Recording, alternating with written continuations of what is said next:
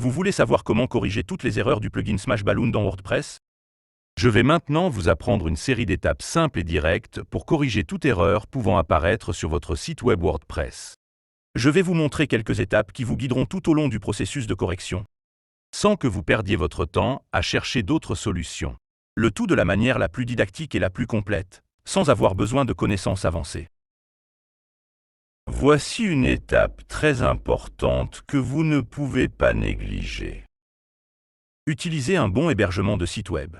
90% des problèmes que nous rencontrons sur les sites WordPress sont toujours liés à l'hébergeur. Dans certains cas, la version PHP est obsolète.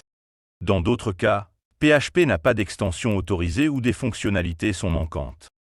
Par conséquent, nous recommandons les serveurs Hostinger afin que vous puissiez utiliser PHP dans votre hébergeur. Quel que soit le pays dans lequel vous vous trouvez, ils disposent d'un support multilingue et servent le monde entier. Ils ont un plan spécifique pour WordPress avec gestion et c'est l'un des meilleurs plans pour WordPress. Nous avons testé plusieurs sites dans le cadre de ces plans. À partir du plan initial, vous pouvez héberger jusqu'à 100 sites web et ils sont compatibles avec absolument tout le monde.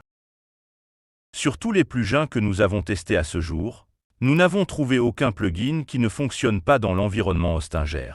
Il dispose également d'un système dans le panneau pour vérifier les virus dans les installations WordPress, effectuer des mises à jour dans le panneau et vérifier la compatibilité des plugins, ce qui vous aidera à résoudre la plupart des problèmes. Il y a un lien dans la description et si vous achetez un forfait annuel ou plus, utilisez notre lien pour soutenir notre chaîne. Une chose très importante, comme rechanger à une politique de remboursement si vous n'aimez pas le produit, vous pouvez simplement faire ce qui suit. Acheter un hébergement chez Rechanger, installer un site WordPress, installer tous les thèmes et plugins que vous avez sur votre site web actuel. Vérifiez si cela fonctionnera. Si cela fonctionne, vous savez que le problème vient de l'hébergement de votre site web et qu'il est temps pour vous de migrer. Tout ce que vous avez à faire est d'apporter votre site web à Hostinger. Même, Hostinger effectue la migration gratuitement pour vous. Tout ce que vous avez à faire est de rejoindre l'un de leurs plans. Je recommande Cloud Startup pour les sites qui ont besoin de plus de performance et j'appelle l'équipe d'assistance qui vous aidera dans le processus de migration. Avant d'apporter des modifications, vous devez sauvegarder votre environnement. Il est très important d'avoir une sauvegarde de votre site web. Même en cas de problème, effectuez une sauvegarde du site web dans son état actuel. Vous pouvez demander à l'équipe d'assistance de votre société d'hébergement ou vous pouvez embaucher Hostinger, lien dans la description, et vous pouvez avoir leur sauvegarde automatique. La sauvegarde sur le panel Hostinger est très simple à faire. Je vais enseigner ici et presque toutes les sociétés d'hébergement sont identiques. Dans le panel de votre hébergeur, vous accédez au fichier et vous aurez l'option de sauvegarde. En arrivant ici à l'option de sauvegarde, je peux cliquer sur Créer une nouvelle sauvegarde. Je viens de sélectionner, il m'avertit qu'il va écraser la sauvegarde précédente, continuer et il commence à créer ma sauvegarde. Je dois attendre que cette sauvegarde soit terminée. Je peux donc commencer à apporter les modifications qui résoudront les problèmes liés au plugin et au thème de mon site web. OK, sauvegarde terminée. Vous pouvez maintenant accéder à votre site web et apporter les modifications nécessaires. Si vous rencontrez un problème, il est très simple de restaurer la sauvegarde. Vous pouvez venir ici pour restaurer le site web. Sélectionnez la date de la sauvegarde que vous avez effectuée. Cliquez sur Restaurer et il effectue tout le processus. Ceci chez Hostinger.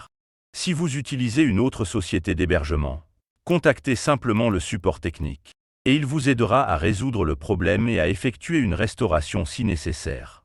C'est la première étape pour résoudre les problèmes.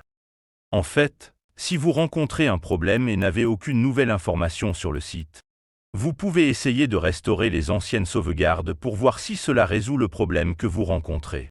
Une autre façon de corriger les erreurs consiste à désactiver ou à modifier le thème que WordPress utilise actuellement. Allons-y. Si vous avez accès au panneau, vous le ferez de manière très simple. Apparence, thème, sélectionnez un thème différent et cliquez sur Activer. Ainsi, le thème sera activé et cela changera toute l'interface du site. En faisant cela, vous pouvez accéder à votre site web et vérifier s'il fonctionne à nouveau. OK. Si vous n'avez pas accès au panneau WordPress, vous pouvez également le faire via la banque de double. Allons-y étape par étape. La première chose que vous devez faire est d'ouvrir votre gestionnaire de fichiers d'hébergement afin que nous puissions vérifier quels autres thèmes vous avez installés. Allez sur publica.html, allez dans le dossier WP Content, allez dans le dossier des thèmes. Et à l'intérieur du dossier, vous verrez tous les thèmes. Ces thèmes sont les thèmes WordPress par défaut. OK. Allons maintenant dans votre panneau d'hébergement et localisons votre base de données. D'accord, .fiadmin. Et passons dans Fiadmin pour pouvoir modifier votre base de données. Nous allons rechercher une table WordPress chargée de changer le thème WordPress par défaut. Allons ici à notre base de données. Nous avons la table Options. Et nous allons chercher ici le tableau des thèmes. Passons ici à la page 2. Et non. Et ici nous trouvons le modèle et les feuilles de style. Voici les deux tableaux que vous devez modifier pour changer de thème WordPress. Alors allons-y. Supposons que je ne souhaite pas utiliser ce thème, car ce thème pose problème sur mon site web. Je peux venir ici et obtenir le nom d'un autre thème, en cliquant ici sur Renommer, copier le nom du thème, l'annuler, venir ici, double-cliquer et changer le nom du thème. Ici, encore une fois, je change le nom du thème. Je clique hors de l'écran et c'est tout. Les deux lignes ont été échangées et modifiées. Quand je reviendrai sur mon WordPress, je remarquerai que le thème qui est actif actuellement est à nouveau ce thème ici.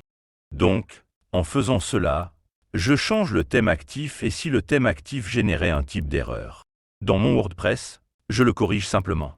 Une fois cela fait, soit je change le thème de mon site web, soit je mets à jour le thème qui posait problème. Passons maintenant à la solution où nous modifierons taxe.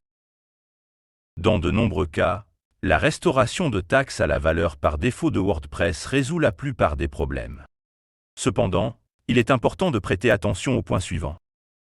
Si vous utilisez un plugin de mise en cache dans WordPress, vous devez d'abord désactiver le plugin.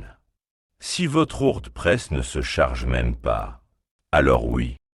Vous pouvez d'abord modifier taxe, puis désactiver le plugin de cache. La plupart des plugins de mise en cache modifient le fichier taxe de WordPress. Allons-y. Je vais ouvrir à nouveau mon panneau d'hébergement. Je vais accéder au gestionnaire de fichiers, accéder au gestionnaire de fichiers et rechercher le taxe actuel de mon site web. Dans public.html. Je vais chercher le fichier taxe. Il est là. La première chose que je dois faire est d'en créer une copie. Je vais donc copier le fichier. Sélectionnez le dossier actuel dans lequel je me trouve. Copier. Et cela créera un autre taxe pour moi en dehors de public.html. Une autre méthode pour effectuer une sauvegarde consiste également à simplement cliquer avec le bouton droit et transformer taxe en fichier zip, par exemple. Et puis vous aurez votre zip au cas où vous auriez besoin de le restaurer. Ok, ouvrons Heckes. Notez que mon taxe est complètement modifié. Ces changements sont dus à mon plugin LeadSpeed Cache. Cela apporte des modifications, mais le taxe WordPress d'origine ne ressemble pas à ceci. Dans la documentation officielle de WordPress, on peut voir l'apparence originale de taxe. En cas d'erreur, vous pouvez copier le contenu, coller le nouveau contenu dans taxe et enregistrer le fichier. Cela vous aidera à tester si votre site web fonctionnera à nouveau ou non. Si le site ne fonctionne plus, restaurez le fichier tel qu'il était et le fichier ne fonctionne plus. Et passons à l'étape suivante. Dans certains cas, le simple fait de vider le cache résout les problèmes au sein de WordPress. Alors qu'allons-nous faire? En cliquant ici à côté du bouton Actualiser, nous allons dans les paramètres du site. Accéder à supprimer les données, réinitialiser les autorisations et recharger la page. Mais au lieu de cliquer sur le bouton Recharger, je vais appuyer dessus sur le clavier. CTRL et la touche F5 pour pouvoir faire un reload sans cache. Une fois cela fait, la page sera rechargée sans utiliser le cache et si j'ai des problèmes causés par le cache, Ils seront résolus. La modification de la version PHP peut être l'une des étapes importantes pour résoudre un problème sur votre site WordPress. Que le problème vienne d'un thème ou d'un plugin, la version PHP doit être compatible avec celui-ci. Allons-y. En accédant au tableau de bord de mon système d'hébergement, je peux aller dans Avancées, dans Configuration PHP et choisir la version de PHP que je souhaite utiliser. Chaque hébergeur dispose d'un panel différent, mais ils ont tous la possibilité de changer de version PHP. Actuellement, PHP 7.4 est le plus compatible avec tous les thèmes et plugins WordPress. PHP 8.0 fonctionne bien au sein de WordPress, mais il présente encore quelques incompatibilités avec certains thèmes et plugins que les développeurs n'ont pas encore mis à jour. Nous vous recommandons donc de passer à PHP version 7.4, de cliquer sur Mettre à jour pour qu'il applique la modification, d'attendre environ 3 minutes et de réessayer d'accéder à votre site web, en n'oubliant pas de vider le cache à chaque fois que vous effectuez une modification. La désactivation des plugins WordPress est aussi une étape qui résout généralement certains problèmes. Il se peut que ce que vous ayez dans votre environnement soit un problème de compatibilité et non un problème spécifique au plugin. WordPress est un immense écosystème et parfois certains développeurs développent des plugins qui entrent en conflit avec d'autres plugins. La meilleure façon de savoir si le plugin que vous souhaitez utiliser est en conflit avec un autre plugin. En arrivant sur le tableau de bord WordPress et en désactivant les plugins. En cliquant sur Désactiver le plugin et simplement désactiver. Cependant, cela a un petit problème. Dans certains cas, vous ne pourrez pas ouvrir le tableau de bord WordPress, si votre cas est un cas où WordPress ne le fait pas. Je vais même pas ouvrir le panneau. Je vais vous apprendre à désactiver le plugin d'une autre manière. Ouvrez le panneau de votre hébergeur. Allez dans Fichier et Gestionnaire de fichiers ou Gestionnaire de fichiers. Cliquez sur votre gestionnaire de fichiers et lorsque vous l'ouvrirez, vous aurez accédé au dossier public HTML. Accéder au dossier public HTML. Sur certains serveurs, ce dossier peut s'appeler www. Allez dans WP Content, le dossier plugin, entrez-le, et à l'intérieur du dossier plugin, vous verrez que vous aurez des dossiers avec les noms des plugins que vous utilisez. Par exemple, ici j'ai un plugin appelé modèle de page complet. Ce que je vais faire, c'est désactiver ce plugin. Mais pas ici. Si mon WordPress ne s'ouvrait pas, je pourrais juste renommer, en cliquant avec le bouton droit. Je vais renommer, et je change le nom du dossier. Je vais juste ajouter un soulignement. À la fin, et cliquer sur renommer, ça a changé le nom du dossier, et quand j'arrive, WordPress est mis à jour. Je verrai que le plugin a été désactivé. Donc si ce plugin posait problème dans mon installation WordPress, je l'aurais désactivé, et mon WordPress fonctionnerait à nouveau, me faisant ainsi savoir que ce plugin est un problème, si ce plugin a été désactivé, comme je l'ai fait maintenant. Et même si WordPress n'a plus fonctionné, je dois continuer à désactiver les autres plugins, à renommer le dossier, ou à les désactiver via le panneau, jusqu'à ce que WordPress fonctionne à nouveau. Dès que WordPress recommencera à fonctionner, je saurai quel plugin a causé le problème. Je vais donc revenir au dossier ici et remettre le nom du dossier du plugin à l'original. Ramenez le nom du dossier du plugin à l'original, en supprimant le soulignement afin que le nom du dossier du plugin reste tel qu'il devrait être. Je mets à jour ma page de plugin et je peux désormais réactiver le plugin. Tous les autres, à l'exception du plugin qui a créé l'erreur au sein de mon site. De cette façon, je saurai lesquels des plugins dont je dispose dans mon environnement ont généré une erreur dans WordPress. Temps, c'est de l'argent. Si vous avez besoin d'une équipe pour résoudre des problèmes avec vos applications, votre infrastructure et votre application web, contactez-nous. Le lien dans la description à notre calendrier ouvert au public avec les heures et les jours que vous pouvez sélectionner.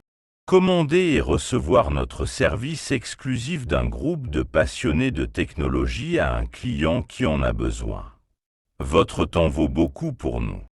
Si vous ne le souhaitez pas, ce n'est pas grave. Regardez simplement la vidéo jusqu'à la fin et je suis sûr que vous pourrez résoudre votre problème. Si vous voulez gagner de l'argent en résolvant des problèmes WordPress, il y a un lien dans la description qui vous mènera à la meilleure formation qui soit. Je veux que vous réfléchissiez à ce qui suit. Selon vous, qu'est-ce qui est le plus probable? Que quelqu'un vous paie 1000 $ pour un site web dont il ne sait même pas s'il en a besoin? Ou que quelqu'un qui a déjà un site web fonctionnel et qui a un problème vous paie 1000 $ pour le résoudre? Résolvez les problèmes avec des outils déjà existants. C'est un marché immense et peu exploré. Vous avez la possibilité de travailler sur l'urgence, le besoin d'entreprises déjà actives. Cliquez sur le lien dans la description et je suis sûr que vous l'aimerez. Allez, si aucune des étapes de cette vidéo n'a réussi à résoudre votre problème, je vais maintenant vous apprendre comment contacter l'équipe d'assistance de Smashballoon. Je vais laisser ce lien que je suis ici dans le premier commentaire épinglé pour que vous puissiez arriver exactement sur cette page où je me trouve. En utilisant le lien, vous vous connecterez ou créerez votre compte sur wordpress.org et en revenant ici, là où je me trouve actuellement sur le site web, nous cliquerons sur la page d'assistance dans le coin inférieur droit. En cliquant sur la page de support, nous allons dans créer un sujet. Nous allons le créer ici et envoyer un ticket de support à l'équipe du plugin. D'accord? La première chose que vous ajouterez est un titre pour votre sujet. Il n'est rien de plus que l'erreur que vous recevez. Vous mettrez le lien vers votre site web et maintenant je vous laisserai un conseil spécial que nous vous avons préparé ici dans cette vidéo, que je laisserai également là dans le premier commentaire épinglé, qui est cette copie avec ce petit texte ici, qui en gros va contenir tout ce que vous devez envoyer à l'équipe d'assistance afin qu'elle puisse comprendre comment fonctionne votre environnement et comprendre quelle est l'erreur et comment cette erreur est générée pour vous. D'accord? Pourquoi obtenez-vous cette erreur?